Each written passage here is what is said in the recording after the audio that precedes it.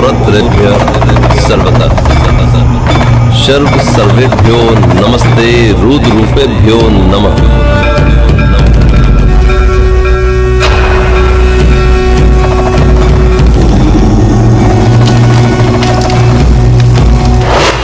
वो धरती पर महादेव के महादूत हैं।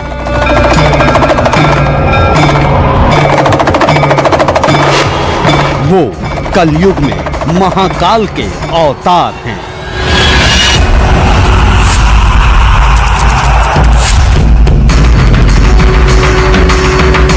उन्हें शिव का साक्षात पांचवा रूप कहते हैं।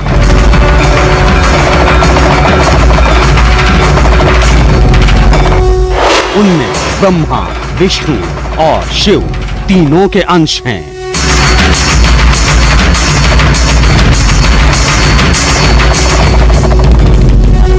वो आधी रात में करते हैं तंत्र मंत्र की साधना।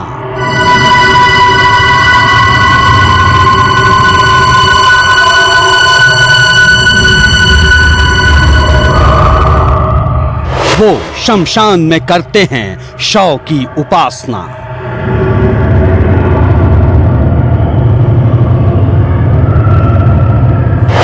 उनकी तंत्र शक्ति से जाग जाते हैं मुर्दे। सर्व सर्वेभ्यो नमस्ते रुद्रूपेभ्यो नमः।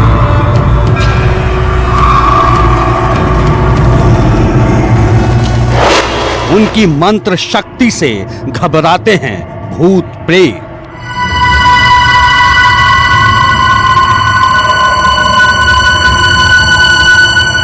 उनके आह्वान पर बोल पड़ते हैं कंकाल।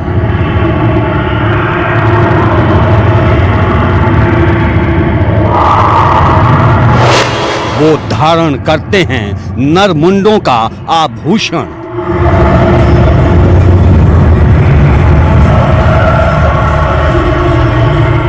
वो 0 डिग्री तापमान में रहते हैं निर्वस्त्र।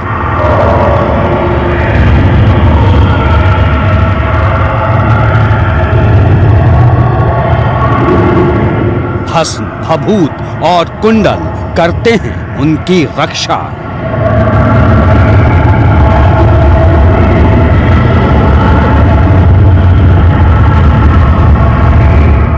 वो कुछ भी खा सकते हैं, मिट्टी हो या मांस। घोरेभ्यो घोरत्रेभ्यः सर्वतः वो चिमटे से करते हैं हर विघ्न का विनाश।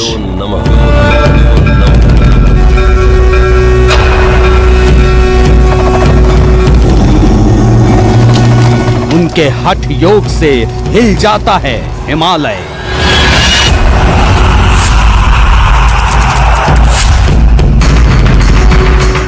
उनके ध्यान योग से मिल जाता है मोक्ष।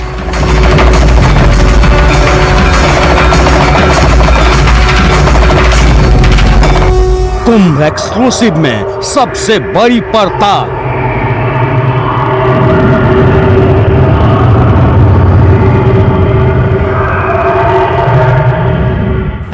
न्यूज़ 24 पर आज बोलेंगे अघोरी।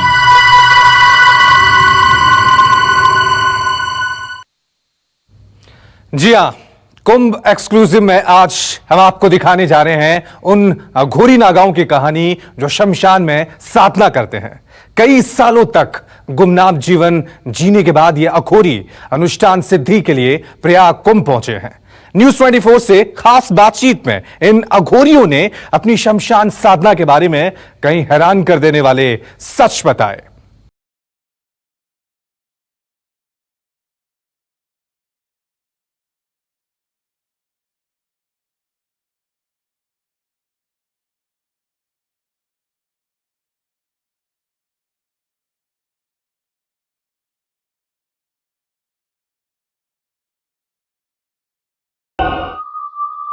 अंगारों की तरह दहकती लाल लाल आंखें, हाथ में चिमटा, सिर पर बड़ी बड़ी जटाएं, नंगे बदन पर भस्म लपेटे और गले में नर मुंडों की ये अघोरी हैं। इन्हें औघड़ भी कहते हैं। कड़कड़ाती ठंड हो, चिलचिलाती धूप हो या मूसलाधार बरसात, इन्हें कोई फर्क नहीं पड़ता। दिन हो या रात, हर वक्त जंगल हो या पहाड़, जगह बदल जाती है, मौसम बदलते रहते हैं, पर नहीं बदलता है तो अघोरियों का ये अनोखा रूप।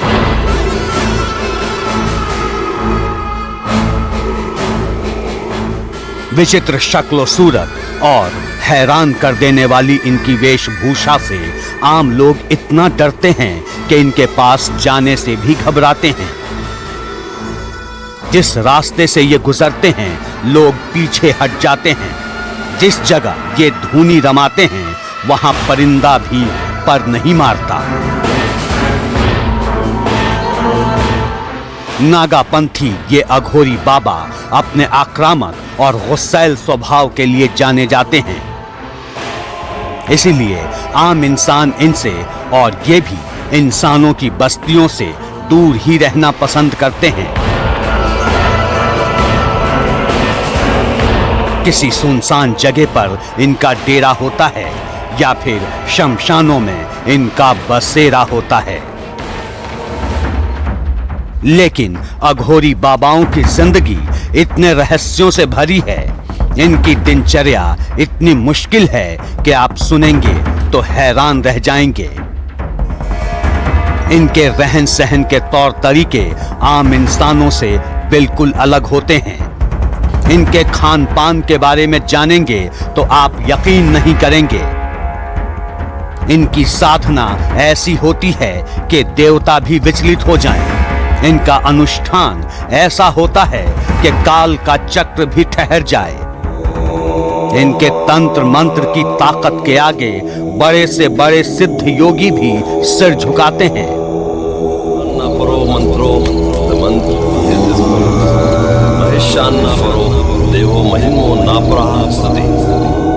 खासकर शमशान में होने वाली इनकी शव साधना को देखकर किसी के भी रोंगटे खड़े हो जाते हैं।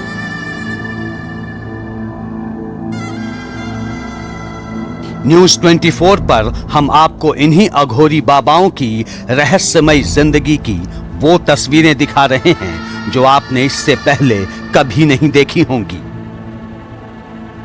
कौन होते हैं अघोरी, क्यों करते हैं ये इतनी मुश्किल साधना, इन्हें धरती पर शिव का जिंदा रूप क्यों कहते हैं,